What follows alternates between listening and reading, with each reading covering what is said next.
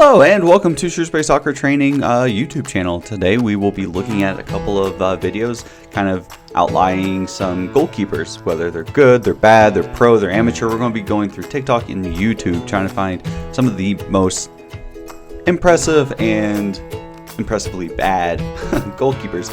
We'll be starting with TikTok, kind of breaking down kind of the training and some of the videos. A decent goalkeeper and one that's a little more secure in their ways as it would be. So let's get into it and see what's going on. But first, don't forget to hit the subscribe button because guys, it really helps me a lot.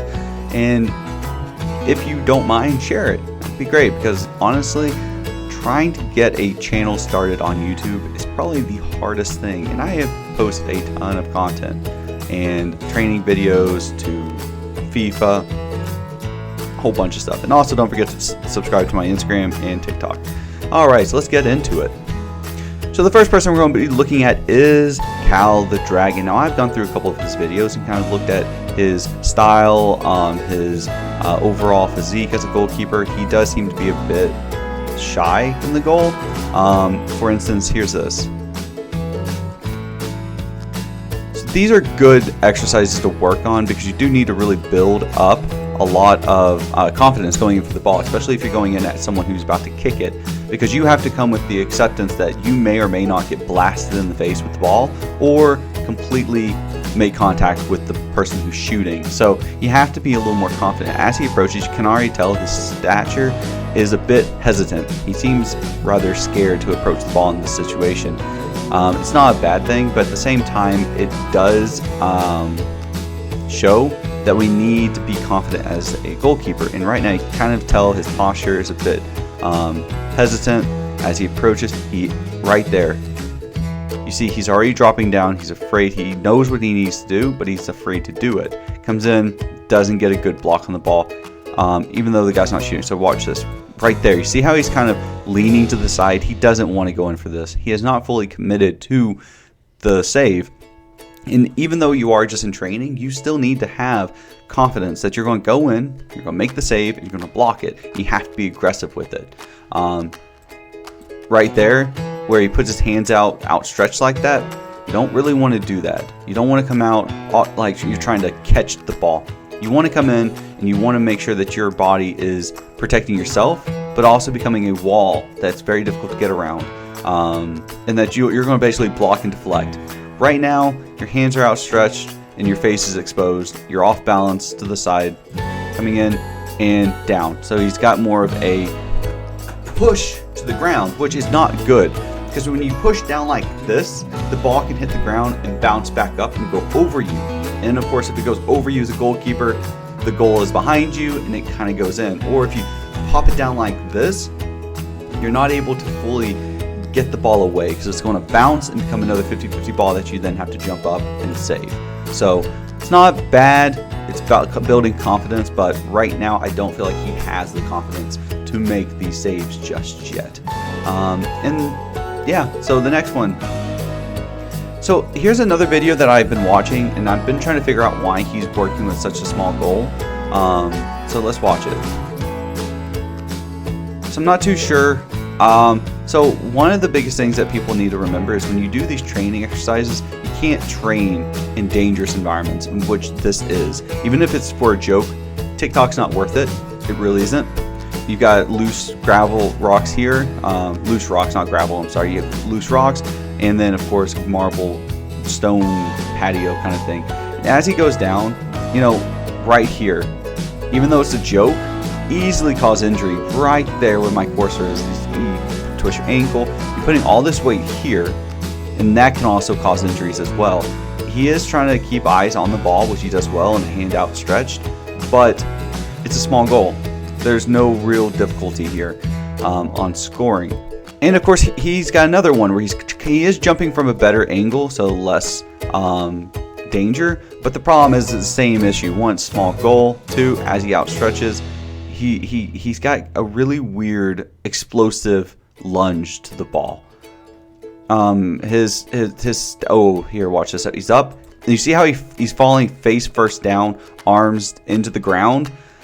This is not, and this leg up like this. This in a game would never work well for you. This would be bad because you kick someone runs into you, you're going to get hurt. But also falling like this in a game, if you are able to make these good full stretch saves, falling down your arms like this can cause you to hurt yourself, or cause it to where you put too much strain on your arms, so that as soon as you hit the ground, it's a lot harder to hit the ground and get back up. So you see, he goes all the way down, falls on the arm. His arm, he then has to readjust to get back up. See? So it's not bad. I commend the effort. I would not recommend this environment to anybody. This, in my opinion, is kind of the low end of training environments, and it kind of shows that he's not receiving the proper training that he needs. Now, I know he's big on TikTok. I'm not too sure what he does for a career in soccer. I know I believe he's in the UK, but at the same time, you need to find better training environment.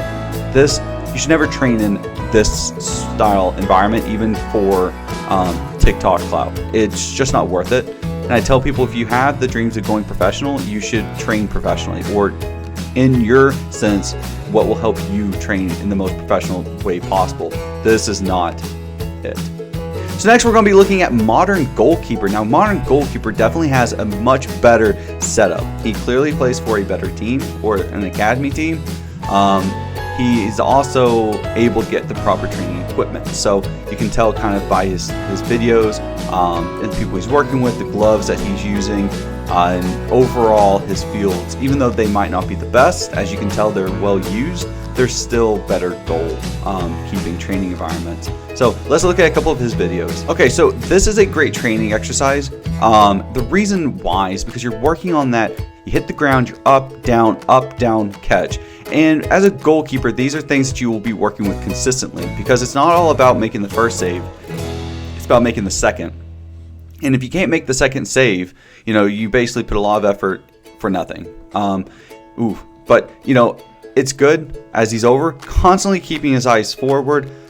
Weight is leading in the direction he wants to go. He's not putting too much weight on that back foot. He's landing and accelerating forward so that he can spring for the ball if he has to, like he does here. And he's ready for the second. He's hits the ground, he's up on his toes, knees are bent, ready for the shot. He's ready for the second shot. Preparing is everything. You hit the ground, you're back up, you're going, everything is good. He's got the ball. So down.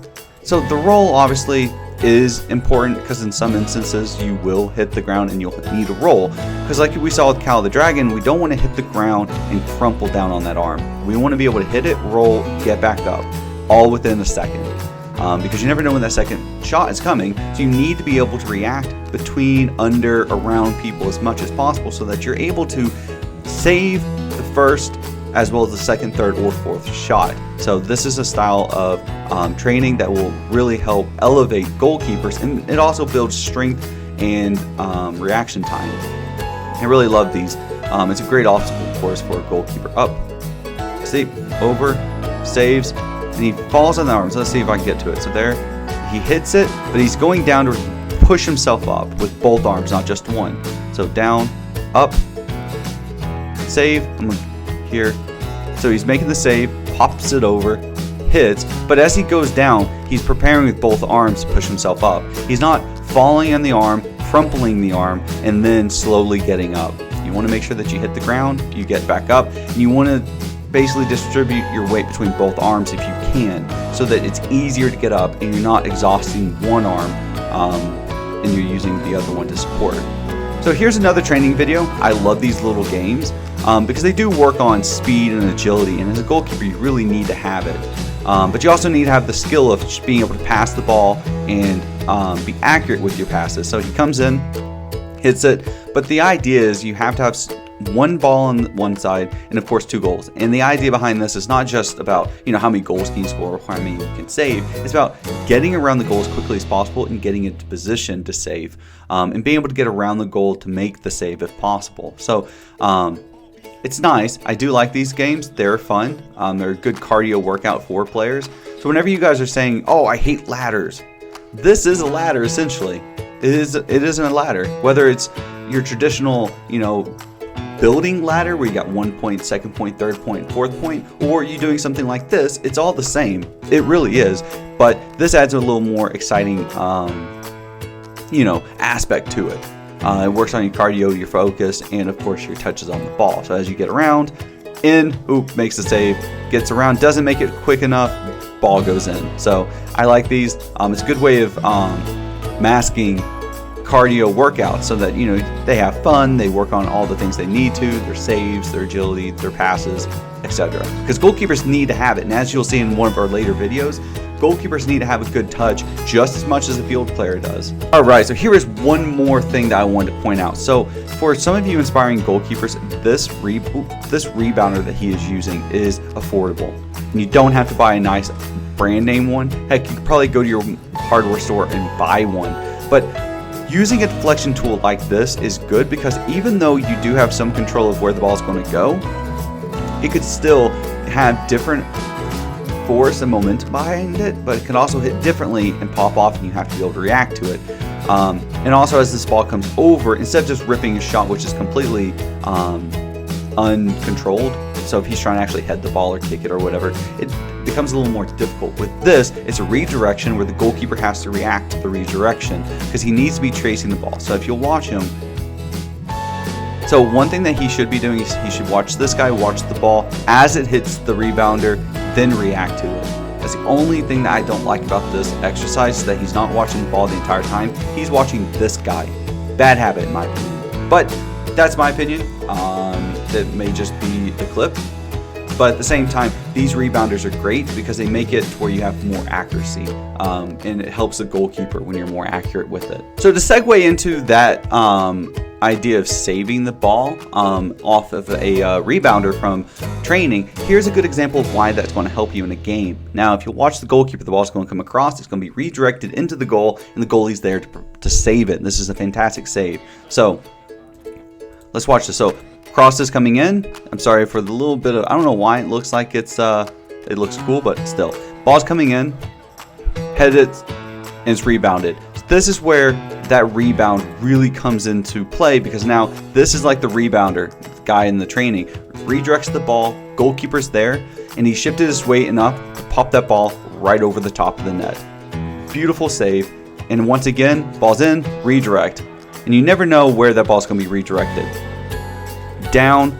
See how he goes down with both arms though? If you watch that, as he goes down, he's trying to land so he can push himself up with both arms. So save, bam, and you see he's bringing that arm straight down immediately inside. So he's down like this, so he can push himself up with both arms. So we just talked about good judgment of goalkeeping and what happens when a goalkeeper's in the right position. But now let's look at what happens when a goalkeeper overcommits and misguides where he should be to make the save. So here's a goalkeeper that's about to come out for the ball.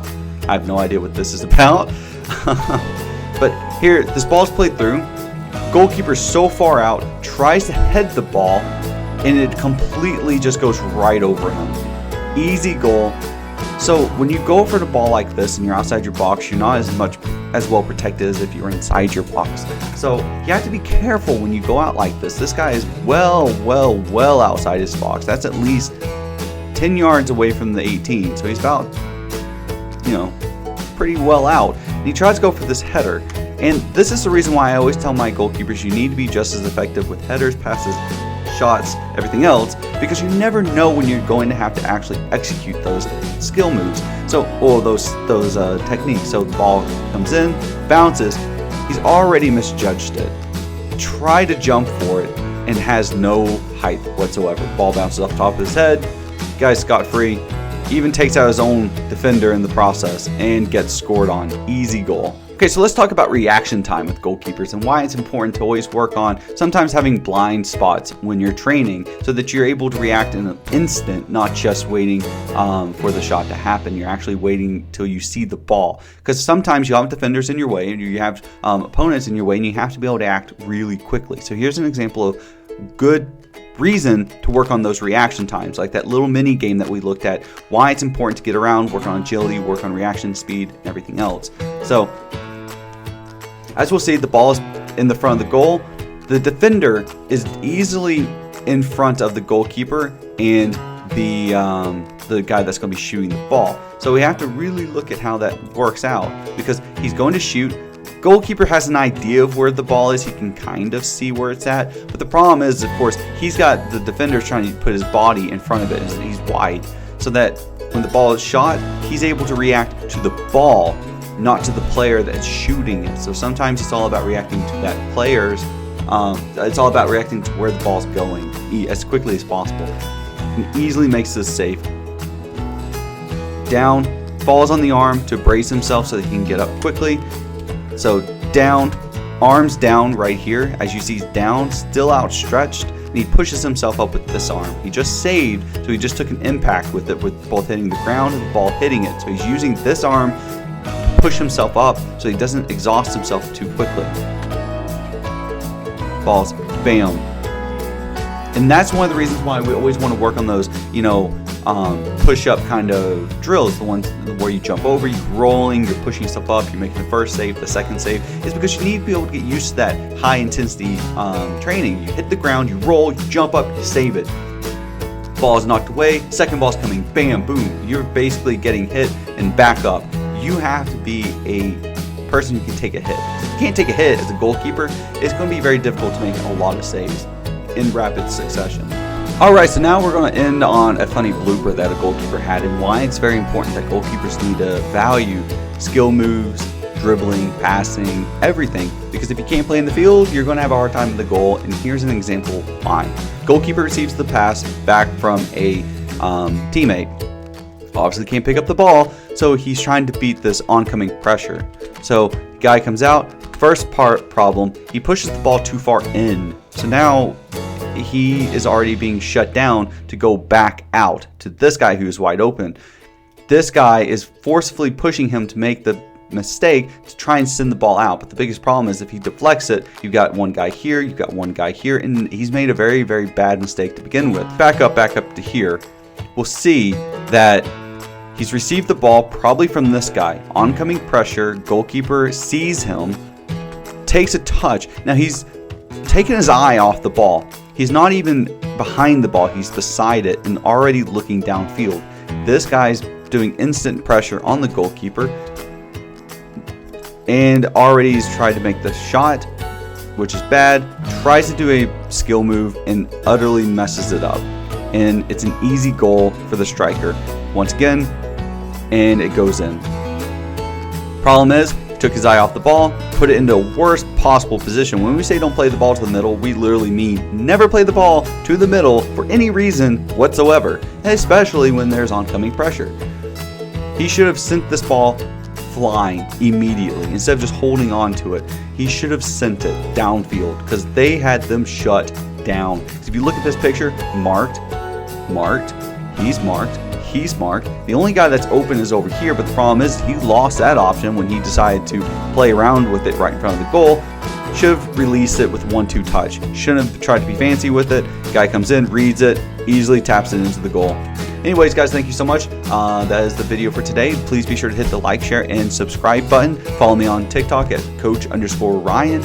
And if you like, I do Twitch, and that is Coach_RY4N. And I try to be on as much as possible. Thank you guys so much, and have a good one. Happy training.